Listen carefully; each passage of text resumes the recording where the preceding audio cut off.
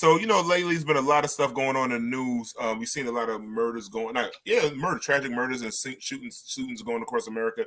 We all know how New York has become the wild, wild west. And a lot of stuff about gun reform and pro-gun stuff like that. So tonight we decided to have on one of my dear friends. I grew up with. He's gun advocate. His name is Max. And Max, can you please come on tonight and remember, Max, Max is an NRA instructor. Don't kill me yet. Don't shoot me. This thing is the black one. I ain't never seen a black NRA instructor. How many of y'all out there? And please let people know what an NRA instructor is. So the NRA is the National Rifle Association. What the thing with the NRA is like this: like it or love it, they're the gold standard when it comes to training. So most people get their training either through USCCA or the NRA to certify that we have a certain level of proficiency. So started out my company based off of the fact that it was a need in our community where a lot of people wanted to get into it, didn't know how to get into it. And like I said, in New York City, the laws are crazy. And even the paperwork is a little bit intensive. So we just created something where we could take you from beginning to end, where you start off with helping you with your application, training, helping you pick out a pistol or a rifle, whatever you choose to move with, and taking it all the way down to advance and beyond. Some people are actually doing competitive shooting. So let me ask you a question. First of all, good evening, and thank you so much for joining us. Thanks for having me on. Initially, when we mentioned you in the intro with the NRA, you said "Don't kill me." What do you think people their perception of NRA is, and what are people missing here? Because obviously there seems to be a relationship. There's a disconnect that people have an issue with it. What's the biggest concern you have with people's perception of the NRA? So the NRA was supposed to be, in a lot of people's mind, the NRA is this racist group of old white men who are just trying to kill us. And that's not the case.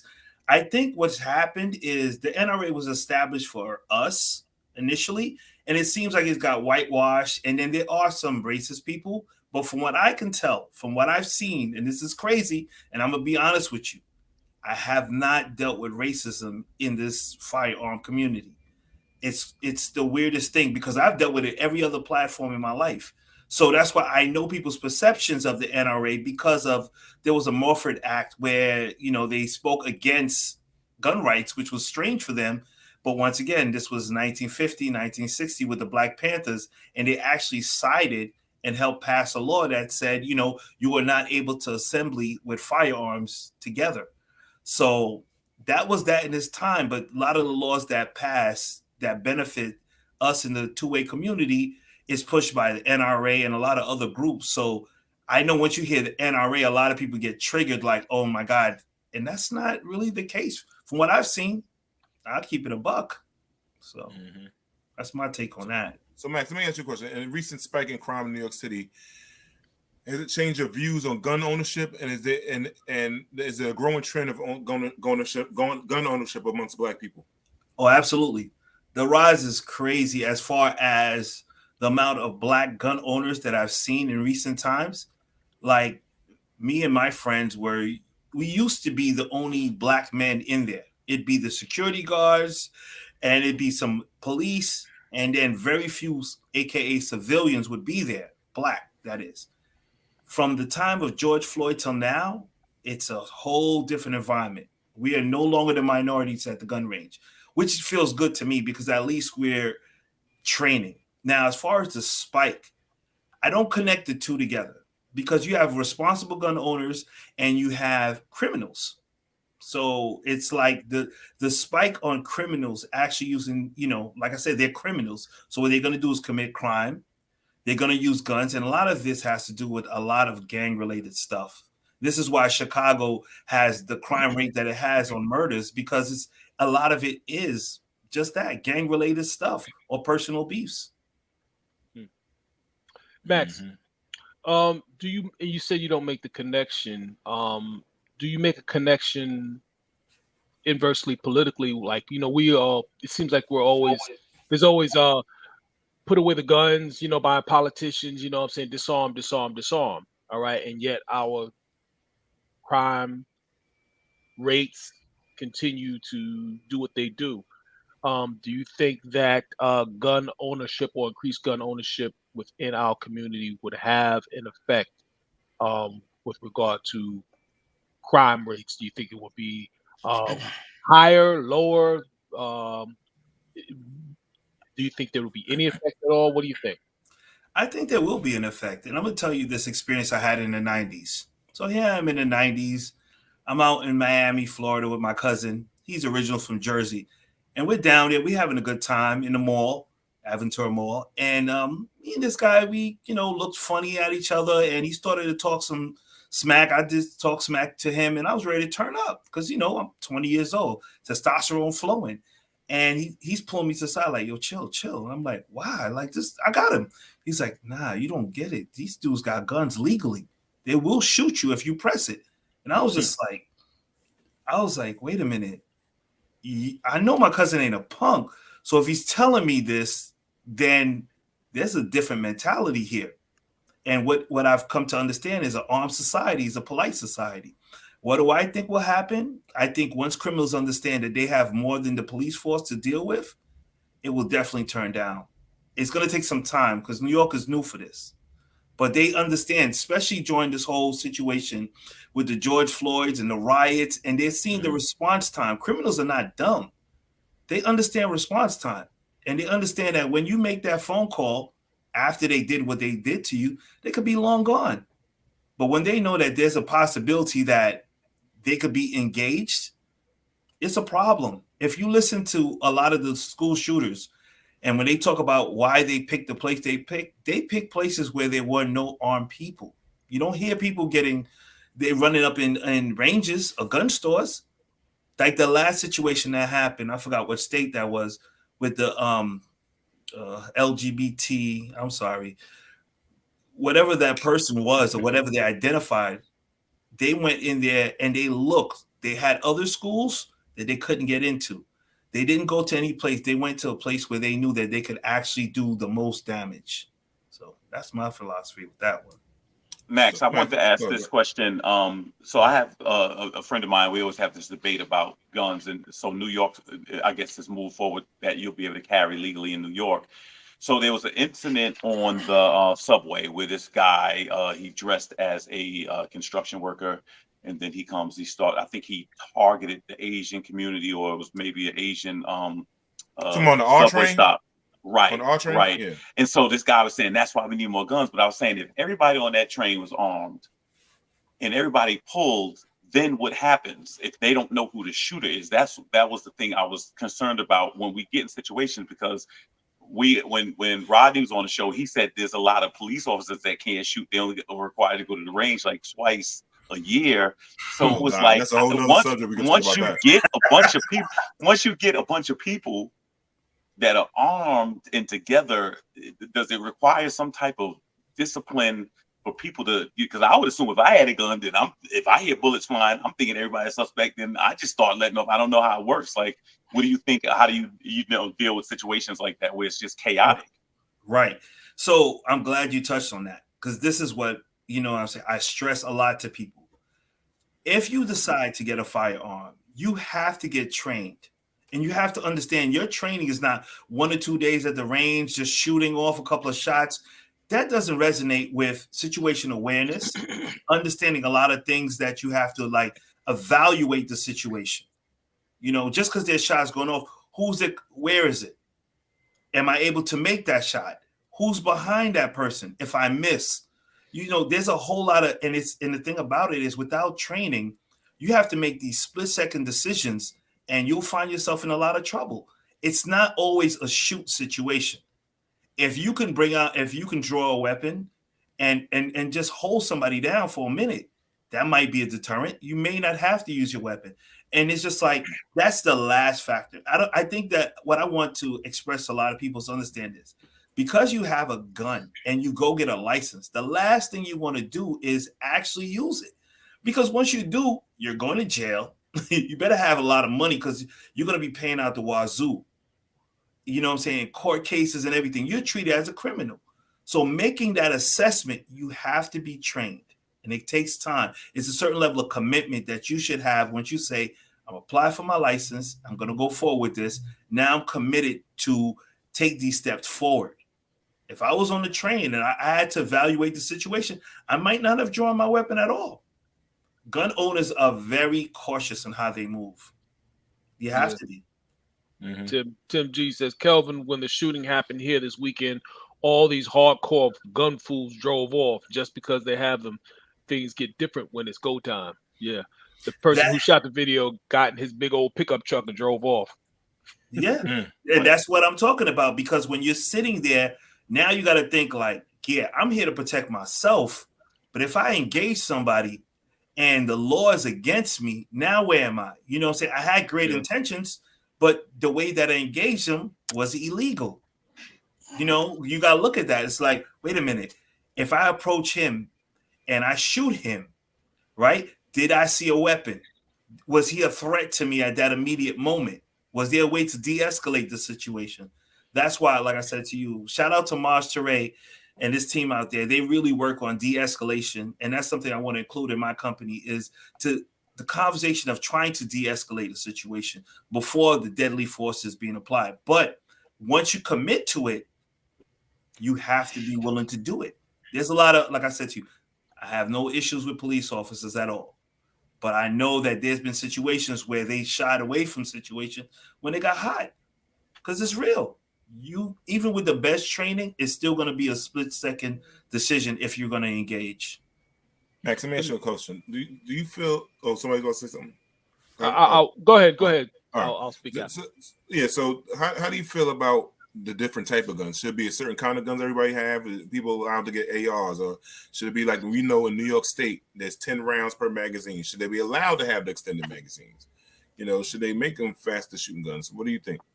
Okay, so my belief in this is this, and it's the media plays on the ignorance of the people. Okay, AR-15 is not an assault weapon. I'm gonna repeat again: it is not an assault weapon. It is not a fully automatic weapon. As fast as your finger goes, it's as fast as the bullet goes. The same rate of speed as a handgun. So when we're talking about rifles and handguns, I would absolutely use a rifle. Why? Because I can perform at a high rate in the most stressful situation. It is easier for me to train somebody with a rifle than a handgun, because a handgun is only 2 points of contact. You have several points of contact that helps you enable that. So it's a little bit difficult for, you want to shoot a handgun, you want to shoot a rifle. My belief is this. I don't believe that it's a deterrent for somebody to say, okay, I got 10 rounds, so I'm not going to commit a crime. Or if I got a 30-round magazine, now I'm going to commit a crime. And the majority, believe it or not, the majority of crimes, murders, occur with handguns. And then before the rifle, it's hands and feet. So if you had to look, I looked at the FBI stats, and they were saying that, and I'm just like, wow, I never thought hands and feet kill more people than rifles do. But the way that they go about it is because the AR-15 has military style. So what they basically did is this. Guys who like anything to do with the military, they try to mimic it. Just like that's why the H2 Hummer is popular. So they went and got this rifle and was like, okay, let's put the same parts to make it look like it so we could feel cool about it. But it had nothing to do with the rate of speed, how deadly it is, nothing. You could have your old grandfather's hunting rifle that shoots the same thing or more deadly around than that, but it doesn't have those black evil features on there. And people deemed it to be like, okay, that's respectable. If you had to do it on the caliber of deadly weapons, the AR-15 is not on the top of the list. There's so much more powerful rounds that have wood stock that look boring, like, they call fuzz, hunting rifles that will far worse than that. It's just the popularity. And you from my era, so you know how the guys used to buy the Fieras, and then they slap on some wings on there. They add on some rims, and they act like it's a Lamborghini. It ain't a Lamborghini. That's a Pontiac. Right, it's a Pontiac. The Chrysler 300 is not a fan of. So this is what I'm talking about. Yeah, so, the mother thing that killed more people is fucking Hennessy summertime basketball games with hip hop music. That might be the number one killer of people. Don't forget just the food that we eat. Thanks. Think about it. I think a comedian said this. You go to a wake after somebody died, and they feeding you the same food that killed him. Yeah. We don't even think about that. Half the food we eat is taking us down. But I'm not, like I said to you, a gun nut. I appreciate them. I like them. I like them for different reasons. The same way people like different Jordans. People say, "Why do you have so many guns? You can only shoot one at a time." True. Why do you have so many Jordans? You can only wear one at a time, right? So it's just something you get into. Some people's cigars, some people's is glasses. It's different things. Some people collect liquor and don't even drink. So I think what it is with our society is that we have to look at it. Is it a mental situation? Yes. A part of it is. The other part is culture. The American culture that's reinforced by the music, the videos, the movies, it's all supporting this type of vibe that the bad guy is not so bad anymore. And that's what I really think is happening. You got a show named Lucifer where he's a freaking hero. You got shows that witches aren't so bad and the Joker's misunderstood. So what is that? And like I said to you, I think a lot of these school shooters are fascinated with being like an evil genius type of thing, because where else would they get this notoriety? They're probably not achieving anything else in this world that they can get this clout from. They know, if I take this weapon and I go kill people, well, I'm going to go down in the books. And then guess what the news does? The news media just continuously speaks about them, says their name, and just keeps it going on and on and on and on and on. And then they become famous. But infamous. So do you think it's the surge in gun violence is recently happening? You think it's more mental health issues or what is it? The ownership? What do you think it is? Because there's been a lot of shootings now. And then if somebody's on the other side and saying like we got to do something to curb these things, what do you think is your solution? What could be the common ground that people can sit in the middle? So it's mental health issues, and what do you think would be the common ground that your side can say, okay, we can do this, and the other side will be at peace with it too? I think we have to demonize these people and the mental health people. No, I'm explaining that. Some of them are mental health, right? Because you got to be a little bit off, but it's a lot of cloud chasing, D. In my opinion, it's a sense of cloud chasing. You think about it, right? Who would know Dolan, the guy who killed the people in the church, right? You're nobody. You're young. You got no opportunity. You can't do nothing. You're not going to be famous any other way. I think the media plays a role in it, because I'll explain you something.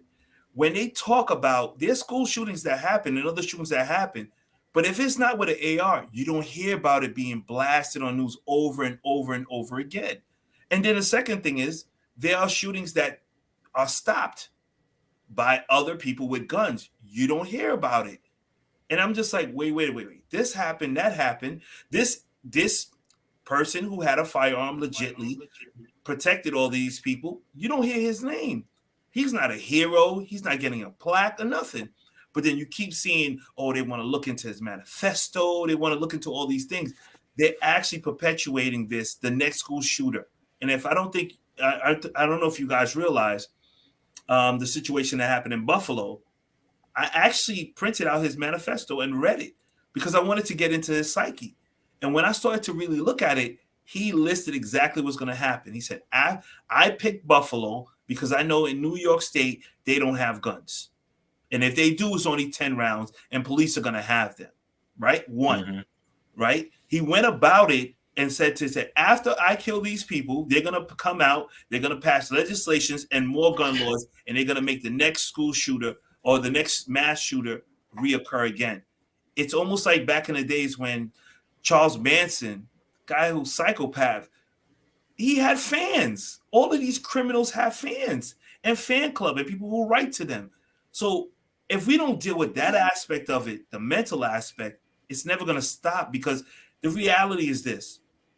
In England, not England, but United Kingdom, they got rid of firearms. Guess what happened? They went to knives. The knife attacks are worse in the United Kingdom than we have gun problems here, believe it or not. And guess what these guys do? I'm not going to say how they do it because I don't want to put it out on the internet. they apply certain things onto the knives that cause your blood not to clot.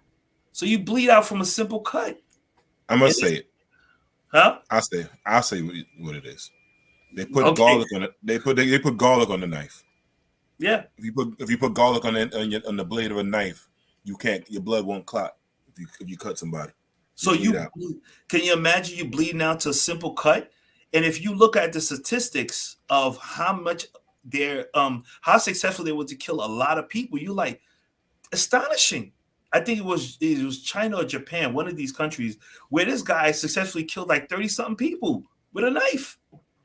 Well, first of all, thank you, D, so the people that want to do it now don't have to go look for it. I knew you was gonna say that's what I did. Yes, thank you, D. I appreciate that. You don't want them out there having the struggle. What? This is the truth. How they gonna score for that? No, you have to. It's almost 11. You got to get V. It's just tradition. But listen, Max, let me ask this question. One of my big issues is this. And you said this the first time we interviewed you. You said that the bad people are always going to get the guns. Should the manufacturers take more responsibility on how these guns that are made legally get to illegal hands the way they do? Like, I'm sure every gun you own, Max, you account for. Yeah. I'm sure there's not one gun that you bought that is somewhere on the street. Should there be a greater responsibility? Because it's easier to get a gun than it is a cell phone.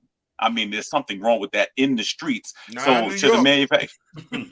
No, I'm talking about illegal guns. I mean, every kid, everybody got an illegal gun. So who should share the responsibility of how? Because I get you have a right to carry. You are trained. You are a legal owner. But the kid that's 13 years old, how does he get one? Okay, so this is what I was thinking. It's got to get down to the grassroots of the problem. You got to find the people who are the straw buyers. The attention has been taken off of there. I'm not gonna lie to you. I don't like Giuliani for nothing. But when he came down on TNT, he cleaned up. You got to focus on the illegal guns coming into New York State. How is it happening? You know, who's tracking this? If somebody's so when you go buy a gun, there's a NICS a background check that's made on you. And that's everywhere in the United States. So don't get it twisted. People hear, oh, you could buy it easier here. No, every place, just like you have to apply for a driver's license, you have to get a background check. So if somebody's having 40, 50 background checks, hold up, let's take a deeper look into him. And I know a lot of people in the 2A community may not agree with me because sometimes you buy a lot of guns. But let somebody look into you and be like, yo, you bought 40 guns. You got it. We want to take a look at them. Maybe that will stop. You know what I'm saying to you? Because the criminals will never stop being criminals. My concern is this. I'm not concerned about myself turning into a school shooter. It will never happen, or mass shooter or killing any incident. But don't inhibit me from protecting my family. I don't outsource my safety. We could barely get the city to come clean up the streets when it snows. And I'm going to depend on I got no issues with police at all. But I know the reality and their response time. And that doesn't work for me. Not living in America. I'll tell you, just like everybody tell you, I'm an American. Hey, Max. I'm sorry. I'm going to get you in there. I just want to make sure we get to Sean's comment. Then go. Yeah. I was going to mention that. Okay. Sean asked, what are the positive effects? What are the positive effects of gun ownership? Bria Taylor boyfriend had a legal gun ownership, and look how they were slandered. I do feel like other states, like Texas, you need it. Well, the positive is this. Like, let's say, for instance, right? I've helped numerous, and it seems like more women are coming through to get their license. And I remember I helped this sister get her rifle, and I trained her and everything right during the whole riots and everything. And I got a phone call. She said, Max, thank you. I'm like, for what? This is months later. She's like, I know I can sleep better knowing that I can at least send a round in the direction if somebody comes into this home. And then I said, my job is done, because that's what it's about. It's about empowering people to be able to protect themselves. That's why I want to be able to, my company deals with you from the very beginning and helps you throughout the process. We don't let you go so that way you don't, I don't know what. No, I got you. These are the parameters that you have to stick within. You got to understand these things. I'm sorry, what's the second part of the question again? I think the brother was asking me. Yeah, it feels like other states. It feels like in other states like Texas, you need it. He was mentioning like Breonna Taylor's. The boyfriend had a legal gun. Look how they Yeah, were slanted. Yeah, I'm going to be honest with you. We know we live in a world where there are these biases and racist behaviors. There's no way that you're going to combat it. Just like saying, I don't want to buy a nice car because I'm going to get pulled over all the time. It's going to happen. There's certain things as black and brown men that we know that we're going to deal with constantly. But when I weigh out the two, I'm like this, okay, do I want to call the police and wait for them to arrive? If I can get to my phone in time, or get to my gun and defend my home and know that, you know what, I can go to face trial or whatever the case is, but I'm alive. yeah. Right, Damien's got a question. Go ahead. Sorry. Oh, Derek, you had it. I'm sorry. Yeah. No. I just wanted to ask. Max, I'm interested in gun ownership. I don't know anything about it, but I want to feel safe, as you say. I want to be like the woman that you mentioned. I want to feel safe. I want to know more about it. I'm coming to you. I discovered you. You're Alpha by Attitude Firearm Academy. What's the first thing, or what's the process like? How would you greet me? How would you handle me? I have these questions. I don't really know what I want. Don't really know enough, but how would you handle me? Well, I usually handle it with a simple conversation, just kicking it. So, what are your concerns? What are you feeling, and what do you know? And do you have any level of experience? So, let's say the person's like, "Look, I'm not experienced, but I live in a house. I want to get a firearm, something to start off with, or whatever the case is." So, what I tend to do is this: I put them on a Zoom meeting where I have a PowerPoint presentation where I go through all of the safety aspects of it. How to hold a gun, where not to point it, keep your finger off the trigger. These fundamental rules before I even take them out to the range. Once I take them out to the range now, I go out to New Jersey. Because why? You can shoot a handgun without a license if that's what they want. Once we're there now with a 22, which is basically like the pop is like a BB gun. So I stand basically over them, talk to them again about the safety briefing, and then we start the process. At all times, I put one round in the magazine and see how that works. And then I continue, and then I keep going. Because like I said to you, a lot of people want to hit bullseye. I'm like, it's not just a bullseye. Right now, we just want to understand how that goes. And then we keep going forward. Now, if the person came to me and said, Max, I need help. I don't even know where to start. I'm like, let's start off with the licensing process. And then I send them the application. They go through it, and I ask them a series of questions, which, we got to ask because, how we are. I'm like, is your license where you live? Or do you have a Florida license and you live in New York? Because that's fraud. So we don't want to go into anything like that. So I ask the obvious questions. Have you ever been arrested? Do you have a domestic issue? Have you ever been, institutionalized for any mental issues? And they go through it, and then I'm like, okay, listen, if this is your situation, some people do have situations. I get them disposition, and I start working the process with them. But in the interim of them applying for the license, I encourage them to keep training because it takes considerably some time to be proficient at this. This is something that, a lot of people are very scared with this. So I want to, we do handgun tailoring. Basically, we hold your hand throughout the whole process. So it's just not me. I have a team of 7. All these guys are NRA certified instructors. I have one female on my team. She's the newest member.